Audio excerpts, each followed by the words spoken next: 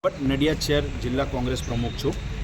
આજે વર્ષ 2011થી 2026 સુધી નગરપાલિકા પૂર્વની નગરપાલિકા અને અત્યારે હાલમાં મહાનગરપાલિકામાં કામ કરતા કર્મચારીઓનું પીએફના નાણાં કપાતા નથી, લઘુત્તમ વેતન મુજબ પગાર ચૂકવાતો નથી, ઈએસઆઈના નાણાં કપાતા નથી, બોનસના નાણાં પૂરા મળતા નથી, બેંકની અંદર પગાર જમા થતો નથી, થતો હશે પરંતુ 130 લોકોનો મહત્તમ અંશે કોન્ટ્રાક્ટમાં કામ કરતા કર્મચારીઓનો પીએફના નાણાંથી માંડીને કોઈ કપાત કપાતી નથી। એટલે અમે બે આવેદન ભૂપેન્દ્રભાઈ મુખ્યમંત્રી શ્રી, કુંવરજી બાવળિયા સાહેબ રોજગાર મંત્રી શ્રી, અમિત પ્રકાશ યાદવ કલેક્ટર શ્રી, વહીવટદાર શ્રી મહાનગરપાલિકા અને જીએચ સોલંકી સાહેબને આજે 4 જગ્યાએ અમે આવેદનપત્ર આપ્યા છે।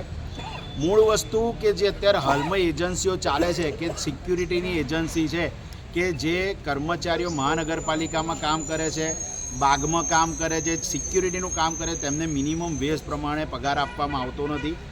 તેમના ખાતામાં પણ જે પગાર નાખવામાં આવે છે 8,000 9,000 એટલે મિનિમમ વેજનો ભંગ થાય છે, પીએફ કાપવામાં આવતો નથી, ઈએસઆઈ કાપવામાં આવતો નથી। આ બાબતની અમારી રજૂઆત છે। A1 સિક્યુરિટી નામની જે સંસ્થા છે તેણે માર્ચ એપ્રિલ 2025 પછી પ્રોવિડન્ટ ફંડના નાણાં ક્યારેય ભર્યા નથી। બીજી જે અત્યારે હાલ એજન્સીઓ છે એમણે 2 એજન્સી એટલે કે મોડર્ન અને કીવન આ બંને એજન્સીએ પણ સપ્ટેમ્બર 2025 પછી કર્મચારીઓના નાણાં પીએફના ભર્યા નથી। બીજી બધી જે એજન્સીઓ છે, ધારો કે લાઇટની એજન્સી છે, ગટર સાફ કરવાની એજન્સીઓ છે, કચરા વાળવાની એજન્સી, બધી જ એજન્સીઓને કોઈના પ્રોવિડન્ટ ફંડના નાણાં ભરાતા નથી। આજે જાહેર જગ્યા ઉપરથી અમે જાહેર કરીએ છીએ કે તાત્કાલિક આ વિષય ઉપર પગલાં લેવામાં આવે।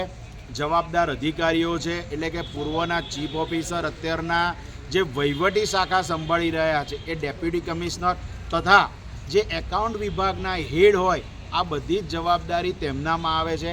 આ કર્મચારીઓના ભવિષ્ય સાથેનો પ્રશ્ન છે। વર્ષોથી કામ કરતા કર્મચારીઓ જે અત્યારે રિટાયર થવાના આરા ઉપર છે તેમને પીએફના નાણાં આજ દિવસ સુધી મળ્યા નથી। લઘુત્તમ વેતનનો 2011થી અત્યાર સુધી ડિફરન્સ મળવો પાત્ર છે, જે મળવા જેઓને મળવો છે। વધુમાં વિષય એવો છે કે પોતે મહાનગરપાલિકામાં જે 13થી 14 કર્મચારીઓ ચોપડા ઉપર છે તેઓએ પણ છેલ્લે ફેબ્રુઆરી 2025માં પીએફમાં નાણાં ભર્યા છે, ત્યારબાદ આજે ભર્યા નથી।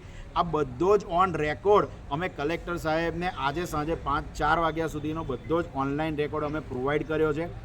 અમારી માંગ એટલી છે કે જવાબદાર જે અધિકારીઓ છે એ તમામ સામે પગલાં ભરાય, આ કર્મચારીઓને તેમનો ન્યાય મળે।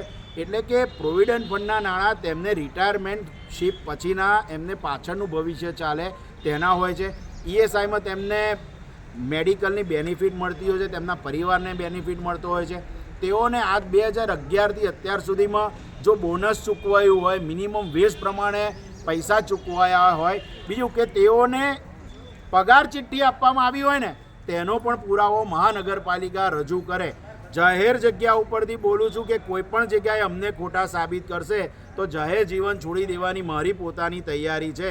કોંગ્રેસ પક્ષમાંથી રાજીનામું આપી અને ક્યારેય જાહેર જીવનમાં આવીશ નહીં, પરંતુ જાહેર મંચ ઉપર આવીને મહાનગરપાલિકાના ડેપ્યુટી કમિશનર, એકાઉન્ટ વિભાગના હેડ અત્યારે સાબિત કરે કે આ બધા પૈસા ભરેલા છે, કર્મચારીઓને અને કોન્ટ્રાક્ટરોને પૂરેપૂરું વળતર આપવામાં આવે છે, કર્મચારીઓના પીએફના નાણાં ભરવામાં આવે છે, કર્મચારીઓને ઈએસઆઈ ભરવામાં આવે છે અને કોઈ કર્મચારીની ગ્રેજ્યુટી બાકી નથી। આ તદ્દન બધી આ લોકોની વાહિયાત વાતો છે।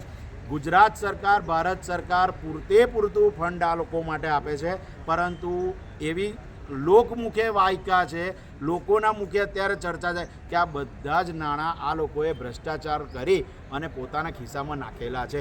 એટલે કલેક્ટર સાહેબને આવેદન રૂબરૂમાં આવીને આપ્યું છે કે આ તમામ સામે પગલાં ભરવામાં આવે અને બધા પૈસા રિકવર કરી દરેક કર્મચારી જે રિટાયર થઈ ગયું હોય ને અત્યારે હાલમાં કામ કરતું હોય એ બધાના એકાઉન્ટમાં આપવામાં આવે।